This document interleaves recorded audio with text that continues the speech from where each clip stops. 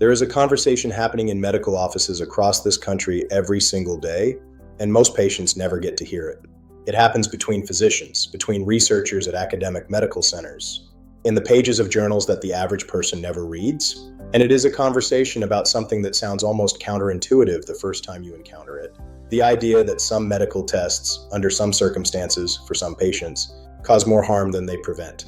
Not because the tests are badly designed, not because the laboratories are incompetent, but because the relationship between a test result, a patient's age, a patient's overall health, and the downstream consequences of acting on that result is far more complicated than the simple logic of more information is always better would suggest. I want to have that conversation with you today, openly, with the evidence on the table, because if you are over 60, there is a reasonable chance that at some point in the coming years, one or more of the tests I am going to describe will be offered to you, recommended to you, or presented as a routine part of staying on top of your health. And I think you deserve to understand, before you sit in that appointment, before you fill out that consent form, what the actual science says about the benefit to harm ratio of each of them in older adults specifically. I want to be direct about something before we begin. I am not telling you to refuse any test your physician recommends. I am not telling you that these tests are useless or that medicine has failed you.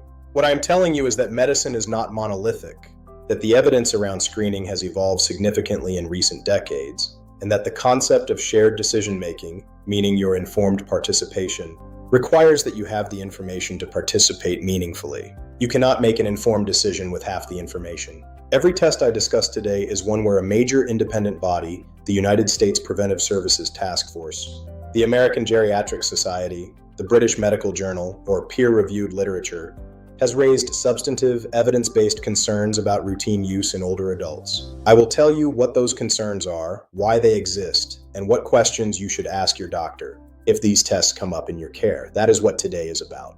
Let's begin our detailed evaluation now. The first test is the PSA screening test for prostate cancer in men over 75. PSA stands for prostate-specific antigen. It is a protein produced by the prostate gland, and elevated levels in the blood have long been used as a signal to investigate for prostate cancer. The test is simple, a blood draw. It is inexpensive, and for decades it was recommended annually for men over 50 as a cornerstone of prostate cancer screening. But the evidence that accumulated over the following decades told a more complicated story. In 2012, after reviewing data from two of the largest randomized controlled trials ever conducted, the American PLCO trial and the European ERSPC trial, the task force issued a recommendation against routine PSA screening for all men. They later revised this to say that men between 55 and 69 should make an individual decision in conversation with their physician, weighing the potential benefits against the well-documented harms. But for men 70 and older, the USPSTF recommendation remains. Routine PSA screening is not recommended. Why? The answer comes down to several factors that compound each other in older men specifically. First, prostate cancer has a notoriously slow natural history in many cases. Many men over 70 who have prostate cancer will die from something entirely unrelated before the cancer itself caused a meaningful problem. This is not a theoretical observation. Autopsy studies have consistently found this in men in their 70s and 80s. Second, the PSA test has a significant false positive rate. PSA can be elevated by benign prostatic hyperplasia, prostatitis, recent sexual activity, and other completely non-cancerous conditions. A false positive PSA result typically leads to a prostate biopsy, and prostate biopsy carries real risks: infection, bleeding, pain, and in rare cases sepsis requiring hospitalization. These risks are not trivial in a 72-year-old man whose immune system and recovery capacity are not what they were at 50. Third, the treatment options, surgery, radiation, hormone therapy, each carry significant side effects, including urinary incontinence, sexual dysfunction, bowel injury, fatigue, and cardiovascular effects. This is what physicians and researchers call overdiagnosis, finding a disease that would never have harmed the patient, and then treating it in ways that do. A 2020 analysis in the New England Journal of Medicine estimated a significant proportion of detections represent overdiagnosis.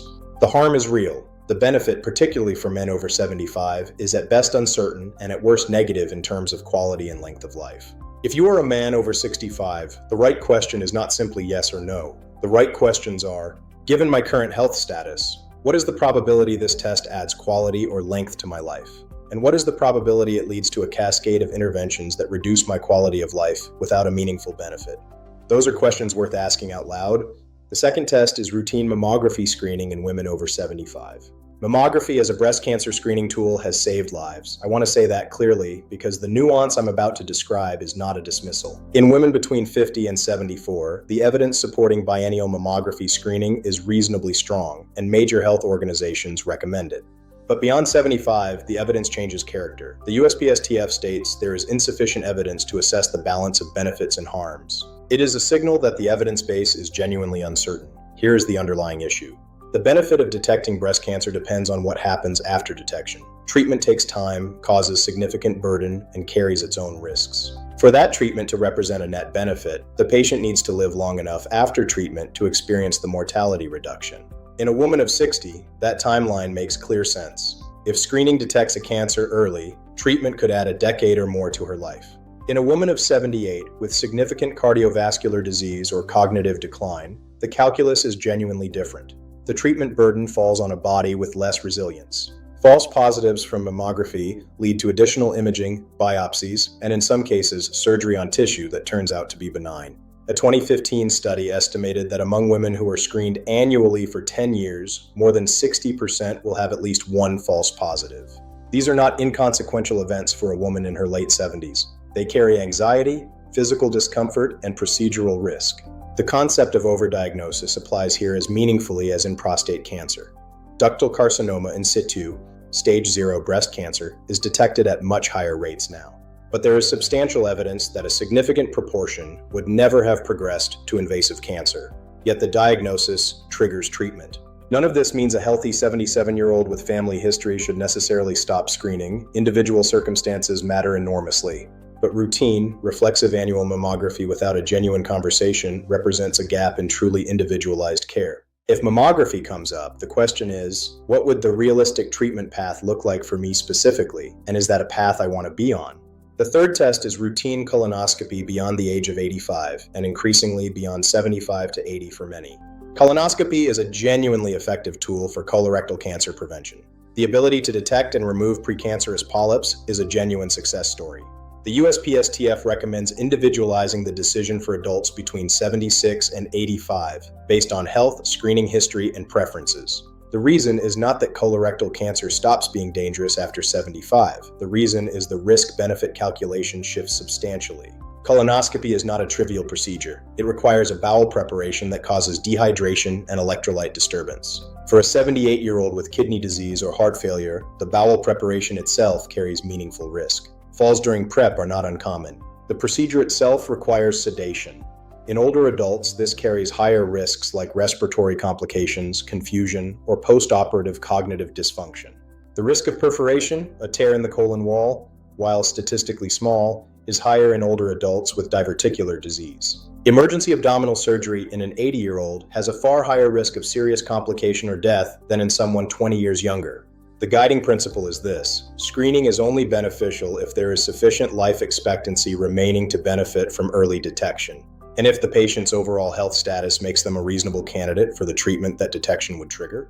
An 81-year-old managing chronic conditions deserves a clearer explanation of what that procedure is realistically likely to accomplish. The fourth test is whole-body CT scanning, marketed as executive health screenings or full-body scans. This is perhaps the clearest example of a test whose harm profile is not adequately communicated to the people paying for it. It generates detailed cross-sectional images of the entire body. The technology is impressive, but it's marketed aggressively to health-conscious older adults. Major medical organizations do not recommend whole-body CT scanning for asymptomatic individuals. This is the mainstream consensus. The human body, scanned in sufficient detail, almost always contains findings: small nodules on the lung, cysts on the kidney, or shadows on the liver. In the overwhelming majority of cases, these findings are incidental. They will never harm the patient, but they appear on a scan and trigger a cascade. A 2014 analysis found that incidental findings led to a significant number of additional invasive procedures with strikingly low clinical benefit. There is also the radiation question. A single whole-body CT scan delivers a radiation dose equivalent to several hundred chest X-rays. While the absolute risk from a single scan is small, an annual dose over 5 or 10 years has a non-negligible contribution to cancer risk. The psychological cost is real. A 71-year-old coming out with a radiology report describing a pulmonary nodule has not had their health improved. They have had their sense of well-being complicated by a finding that is likely harmless, but cannot be confirmed without months of anxiety and radiation. The fifth test is the routine annual electrocardiogram, the ECG or EKG, in low-risk older adults. The ECG is a fundamental tool. In the right clinical context, chest pain or palpitations, it provides invaluable information. But routine annual ECGs in asymptomatic people have been questioned for decades. The USPSTF recommends against it for low-risk adults. It produces minor findings, ST changes or blocks of uncertain significance, which trigger a cascade of stress testing, cardiology referrals, and invasive procedures. Each step carries risk, and in a substantial proportion of cases, the conclusion is that the initial finding was a normal variant with no clinical significance. The label creates a patient where none needed to exist. An older adult who is told they have a heart irregularity carries that anxiety with them. Context is everything. Symptomatic patients need evaluation, but reflexive annual screening generates more harm through false positive cascades. Let me bring everything together because there is a thread connecting every test I've described today. Medical testing was designed to answer clinical questions. A test is appropriate when there is a specific question that the test has the ability to answer in a way that leads to a meaningful benefit. When testing becomes routine, applied to large populations regardless of symptoms or context, the balance of benefit to harm shifts. This is not a radical position. It is the considered judgment of major medical bodies like the USPSTF and the Choosing Wisely campaign. The concept that frames all of this has a name: evidence-based medicine applied to the individual patient. You, specifically. That kind of individualized medicine requires conversation. It requires you to be an active participant, not a passive recipient of a checklist. The questions I would encourage you to ask are these. What specific clinical question is this test trying to answer? What is the probability it returns a finding? If it finds something, what does that action pathway look like for me? What are the risks? What happens if we don't do this test? These are not adversarial questions. Any physician practicing evidence-based medicine should welcome them. Advocating for thoughtful, evidence-based use of medical testing is not the same as advocating against medicine. What I am advocating for is precision. The right test, for the right person, at the right moment. That is better medicine. It is medicine that respects the full complexity of a person's life. You are not just a body to be screened. You are a person making decisions about your health. The more complete that information is, the better those decisions will be. If this conversation gave you something useful, please hit the like button. Subscribe for more substantive health information. Every week, there is one piece of information here that takes the time that a 10-minute annual appointment cannot.